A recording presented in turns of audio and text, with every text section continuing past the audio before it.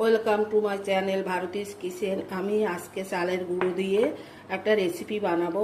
দেখে নাও আমি এর মধ্যে কি কি দিচ্ছি।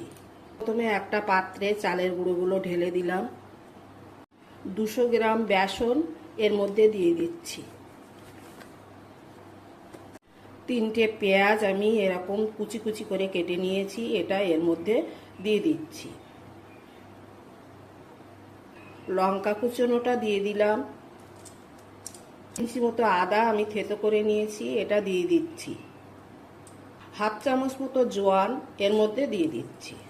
1 চামচ কালো জিরে এর মধ্যে দিয়ে দিলাম। স্বাদ মতো লবণ দিয়ে দিচ্ছি। হলুদটা দিয়ে দিচ্ছি। একটু গুঁড়ো লঙ্কা দিয়ে দিচ্ছি। দিয়ে দিচ্ছি হাফ চামচের একটু কম খাবার সোডা। আমি এবার এটাকে ভালো করে মিশিয়ে নিচ্ছি। এরপরে জল দেব।